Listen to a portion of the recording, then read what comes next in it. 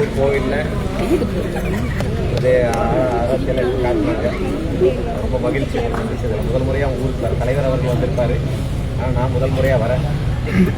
வருகிற தேர்தலில் உங்களுடைய ஆதரவெல்லாம் எனக்கு வாய்ப்பளித்து வெற்றி பெற வைக்க வேண்டும் என்று கேட்டேன். திருநெல்வேலியில் உங்களுக்கு தெரியும், மானூர் ஒன்றியமாக இருந்தாலும் சரி, நகரத்துக்குள்ளேயும் சரி, தேவேந்திர குல வேளாளர் மக்கள் தான் பெரும்பான்மையாக இருக்கக்கூடிய மக்கள். சும்மா சொல்லலை, தரவுகள் அடிப்படையிலேயே வேறு எந்த ஜாதியை விட தேவேந்திர குல வேளாளர் தான் நம்பர் 1 இருக்கக்கூடிய மக்கள். ஆனால் சுதந்திரம் பெற்று 75 வருஷத்தில் இப்படி இங்கே இத்தனை மக்கள் இருக்கிறாங்கங்கிற தகவலே யாருக்கும் தெரியாத அளவுக்கு மறைச்சிட்டாங்க. இப்போ நம்ம இங்கே வந்து நிற்க போகிறோங்கிறதுனால தான் இவங்க ஏன் இங்கே நிற்கிறாங்க அப்படிங்கிறத கணக்கு எடுத்து, ஆமாம் இந்த மக்கள் இருக்கிறாங்க, இங்கே ஏதோ கொஞ்சமாக ஏதோ சந்தில பொங்கல் இருக்கிற மாதிரி இந்த மக்கள் இருக்கிறாங்க அப்படின்னு நம்ம அதான் நம்ம இங்கே நிற்கிறோம்னு தெரிஞ்சு செய்தி வெளியே வந்தோடனே ஒருத்தர் இங்கே இருக்கிற எம்எல்ஏ ஓடிட்டார். தெரியும்ல உங்களுக்கு, ஓடிட்டார். அதில் அங்கே போனாலும் அப்படி முடியும், அங்கேயும் நம்ம ஆளுங்க இருக்கிற அங்கேயும் துரத்திடுவாங்க. அவர் வேற ஏதாவது மாநிலத்தில் குஜராத்தில் தான் போய் நிற்க வேண்டியது.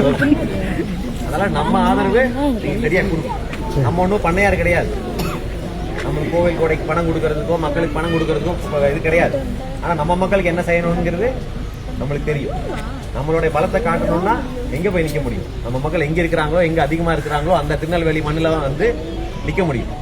திருநெல்வேலிக்கு அடையாளமே இந்த 10 சிவப்பு தான். இந்த தேவேந்திர குல வேளாளருக்கு தான் மாற்றுறதுங்கிறதுக்கு இந்த தேர்தல்.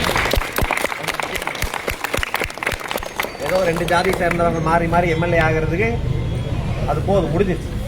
நீ திருநெல்வேலியில் இது பொது தொகுதியாக இருந்தால் இங்கே நிற்கக்கூடாதா? நம்ம திருநெல்வேலியில் இருக்கிறோம், பாளையங்கோட்டையில் இருக்கிறோம், நாங்குநேரியில் இருக்கிறோம். திருநெல்வேலியில் எந்த இடத்துல தேவேந்திர குல வேளாளர் கிடையாது.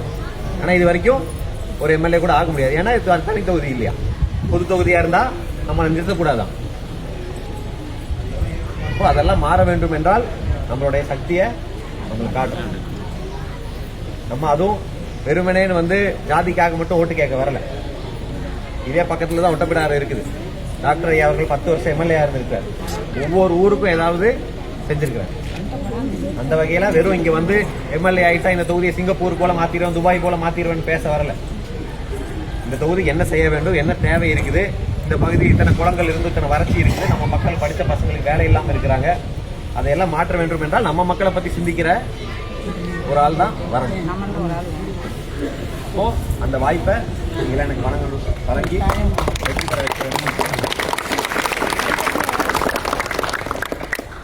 சின்னம் வந்து இன்னும் ஒரு 2-3 நாட்களில் வந்துடும்.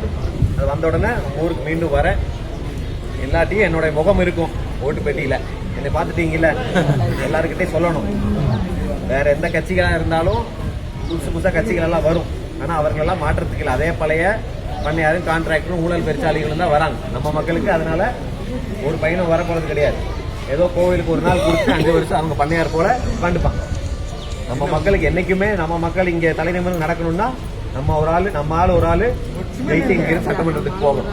அதற்கு நீங்கள் உங்கள் ஊரில் இருக்கிற எல்லாத்துக்கிட்டையும் உங்கள் ஊர் அருகில் இருக்கக்கூடிய ஊர் எல்லாருலையும் சொல்லி திருநெல்வேலி சட்டமன்றத்தில் டாக்டர் ஷாம் கிருஷ்ணாகி என்னை சட்டமன்ற உறுப்பினர் ஆக்க வேண்டும் என்று கேட்டுக்கொண்டு